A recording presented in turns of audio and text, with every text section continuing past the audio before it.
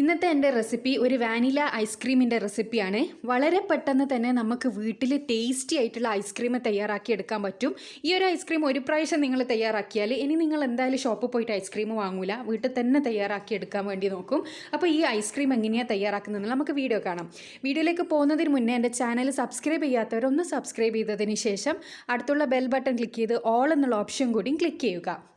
അപ്പോൾ ഈ ഒരു ഐസ്ക്രീം ഉണ്ടാക്കാൻ വേണ്ടിയിട്ട് നമുക്ക് 1.5 ഗ്ലാസ് പാല് വേണം. അപ്പോൾ ഈ ഒരു പാത്രത്തിലേക്ക് നമുക്ക് 1.5 ഗ്ലാസ് പാൽ ഒഴിച്ചു കൊടുക്കാം. ഇനി ഇതിലേക്ക് ആവശ്യത്തിനുള്ള പഞ്ചസാര ആഡ് ചെയ്ത് കൊടുക്കാം. പഞ്ചസാര ഐസ്ക്രീമിൻ്റെ മധുരം നിങ്ങൾക്ക് അറിയാലോ, അപ്പോൾ അതിനനുസരിച്ച് മധുരം ഇട്ട് കൊടുക്കുക. ഞാനൊരു 6 ടേബിൾ സ്പൂണോളം പഞ്ചസാര എടുത്തിട്ടുണ്ട്. ഇനി ഈ ഒരു ഗ്ലാസ്സിലേക്ക് ഞാൻ 2 ടേബിൾ സ്പൂണ് ഗോതമ്പിൻ്റെ പൊടി എടുത്തതിന് ശേഷം നമ്മൾ എടുത്തു വെച്ച പാലിൽ നിന്നും ഒരു തവി പാലിൽ ഈ ഗോതമ്പ് പൊടി കട്ടയില്ലാതെ കലക്കിയെടുക്കണം. കട്ടയില്ലാതെ കലക്കിയെടുത്ത ഇത് നമുക്ക് ഈ പാലിലേക്ക് ആഡ് ചെയ്ത് കൊടുക്കാം. ഇനി നമുക്കിത് നല്ലവണ്ണം ഒന്ന് കുറുക്കിയെടുക്കണം. ഇത് ഒരു 5 മിനിറ്റിൻ്റെ ഉള്ളിൽ തന്നെ നമുക്കിത് കുറുകി കിട്ടും. അപ്പോൾ മീഡിയം ടു ലോ ഫ്ലെയിമിൽ ഇട്ടിട്ട് വേണം കേട്ടോ ഇത് ചെയ്തെടുക്കാൻ. കൈ വിടാണ്ട് ഇളക്കി കൊടുക്കണം. അപ്പോൾ ഇത് കട്ടയൊന്നും കെട്ടാണ്ട് നല്ല പേസ്റ്റ് പോലെ ഇത് കുറുകി കിട്ടിയിട്ടുണ്ട്. അപ്പോൾ ഈ ഒരു പരുവാകുമ്പോൾ നമുക്കിത് തീ ഓഫ് ചെയ്ത് തണുക്കാൻ വേണ്ടി മാറ്റി വെക്കാം.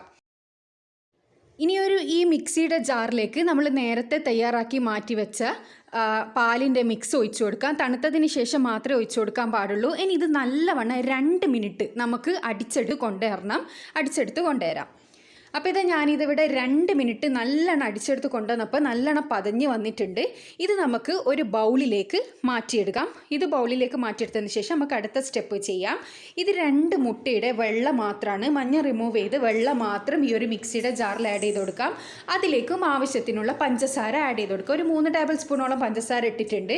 അതിലേക്ക് 1 ടേബിൾ സ്പൂണോളം വാനില എസൻസ് കൂടി ആഡ് ചെയ്ത് കൊടുക്കാം.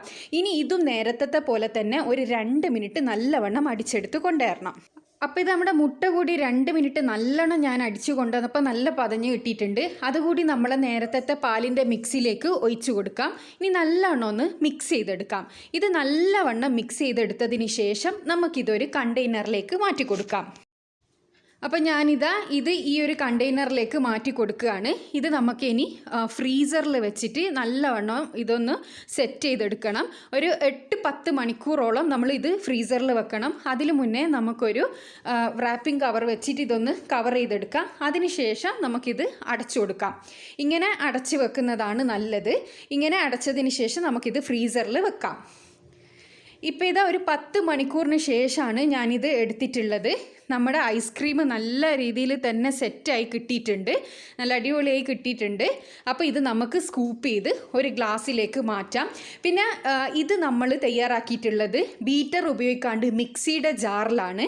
അപ്പോൾ ബീറ്റർ ഉപയോഗിക്കുകയാണെങ്കിൽ നമുക്ക് ഇതിലും നല്ല ക്രീമി ആയിട്ട് നല്ല സോഫ്റ്റ് ആയിട്ട് ഇതിങ്ങനെ സ്കൂപ്പ് ചെയ്തെടുക്കാൻ പറ്റും. പക്ഷെ നമ്മൾ മിക്സിയിൽ ചെയ്യുന്നേരം ഇതിന് കുറച്ചൊരു സ്കൂപ്പ് ചെയ്യുമ്പോൾ കുറച്ചൊരു ഹാർഡ്നെസ് ഉണ്ടാവും.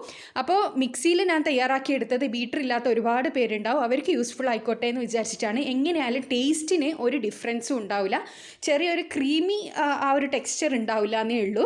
അപ്പോൾ ഇത് ഞാൻ 2 ഗ്ലാസ്സിലേക്ക് ഇത് സെർവ് ചെയ്തെടുത്തിട്ടുണ്ട്. ഞാൻ വളരെ ചെറിയ എമൗണ്ടിൽ മാത്രമേ ഉണ്ടാക്കിയിട്ടുള്ളൂ. അപ്പോൾ എല്ലാവരും ഇതൊന്ന് ട്രൈ ചെയ്ത് നോക്കണം. നല്ല സൂപ്പർ ടേസ്റ്റി ആയിട്ടുള്ള ഐസ്ക്രീമാണ്. ഞാൻ നിങ്ങൾക്ക് ഉറപ്പായിട്ട് ഇനി നിങ്ങൾ ഐസ്ക്രീം പുറത്തുനിന്ന് വാങ്ങൂല. ഐസ്ക്രീം കഴിക്കാൻ തോന്നുമ്പോൾ ഒക്കെ ഇതേപോലെ പെട്ടെന്ന് തയ്യാറാക്കിയെടുക്കാൻ പറ്റും. അപ്പോൾ ഇതേപോലെയുള്ള നല്ലൊരു വീഡിയോ ആയിട്ട് വീണ്ടും കാണാം. Thanks for watching.